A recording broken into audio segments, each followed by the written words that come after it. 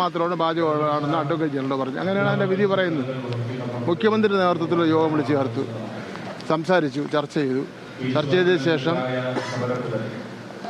NSSന് കിട്ടിയ ആനുകൂല്യം മറ്റെല്ലാ മാനേജ്മെൻറ്റിനും കൊടുക്കണമെന്നുള്ള നിലയിൽ സുപ്രീം കോടതിയിൽ അഫിഡവിറ്റ് ഫയൽ ചെയ്യാൻ വേണ്ടി പറഞ്ഞു.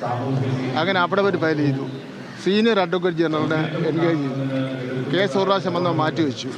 പെരിഞ്ഞാന്ന് കേസ് വന്ന് വീണ്ടും അടുത്ത ആഴ്ച മാറ്റിവെച്ചു. അടുത്ത ആഴ്ച കേസ് മാറ്റിവെച്ച് കഴിഞ്ഞാൽ അടുത്ത ആഴ്ച കേസിൻ്റെ വിധി വന്നു കഴിഞ്ഞാൽ അതിനനുസൃതമായിട്ടുള്ള ഉത്തരവ് ഗവൺമെൻറ് പുറപ്പെടുവിക്കും.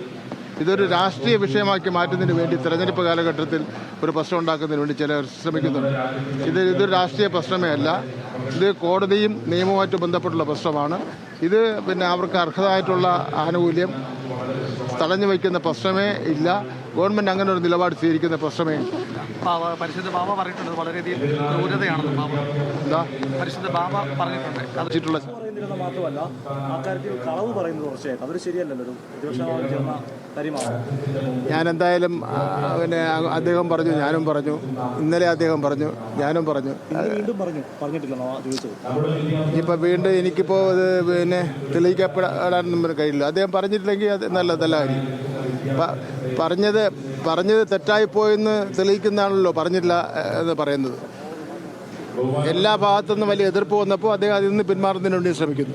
മറ്റൊരു കാര്യം, അങ്ങ് ഉയർത്തിയ ഒരു മത്സരിക്കാനുണ്ടോ എന്ന് ചോദിച്ചു നിയമത്ത്, അതിനും മറുപടിയില്ല എന്നൊക്കെയാണ് പ്രതിപക്ഷ നേതാവ് പറയുന്നത്. അദ്ദേഹം പറഞ്ഞ് എന്നെ RSS കുട്ടിയെന്ന് വിളിച്ചപ്പോൾ അയാളിലെ ആദ്യം കേരളത്തിൽ അക്കൗണ്ട് തുറന്ന് വന്ന മണ്ഡലമാണ്, BJP തുറന്നു വന്ന മണ്ഡലമാണ് നിയമം എന്ന് പറയുന്നത്. അപ്പോൾ നിയമത്തെ അങ്ങനെ അദ്ദേഹം മത്സരിക്കുകയല്ലേ വേണ്ടത്. മത്സരിച്ച് തൻ്റെ RSS ഇതിനെതിരായിട്ടുള്ള ഫൈറ്റ് അല്ലെങ്കിൽ വർഗീയതയ്ക്കെതിരായിട്ടുള്ള ഫൈറ്റ് തെളിയിക്കേണ്ടത് അദ്ദേഹമല്ലേ. ഞാൻ അത്രേ പറഞ്ഞുള്ളൂ. ഇന്ന് മറ്റൊരു കാര്യമുണ്ട്. ഇന്ന് സ്കൂളിൻ്റെ ഉദ്ഘാടനത്തിലാണെങ്കിൽ നമ്മളിപ്പോൾ നോക്കിയെടുത്തിരുന്നു കിഫ്ബി മുഖേന. യഥാർത്ഥത്തിൽ കിഫ്ബി എവിടെ, അല്ലെങ്കിൽ സർക്കാർ എന്താണ് ചെയ്യുന്നത് ഉത്തരം കൂടിയാണ്. കിഫ്ബി മുഖേനയുള്ള സ്കൂളുകളുടെയൊക്കെ നിർമ്മാണം പൂർത്തീകരണം 5000 കോടി രൂപയുടെ ഫണ്ടാണ് കിഫ്ബി മുഖാന്തരം നമ്മൾ സ്കൂൾ കെട്ടിടം നിർമ്മിക്കുന്നതിന് വേണ്ടി ചെലവഴിച്ചിട്ടുണ്ട്.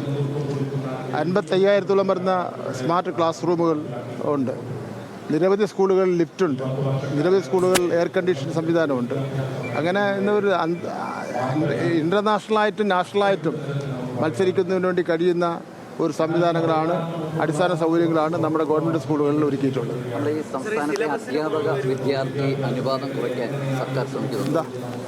സംസ്ഥാനത്തെ അധ്യാപക വിദ്യാർത്ഥി അനുപാതം കുറയ്ക്കാൻ അതിപ്പം കേരള എഡ്യൂക്കേഷൻ റൂൾ ഉള്ള KER പറഞ്ഞിരിക്കുന്ന നമ്പറാണുള്ളത്. LP ഇത്ര വേണം, UP ഇത്ര വേണം, ഹൈസ്കൂളിൽ എത്ര വേണം, അതിപ്പോൾ ആലോചിച്ചിട്ടില്ല.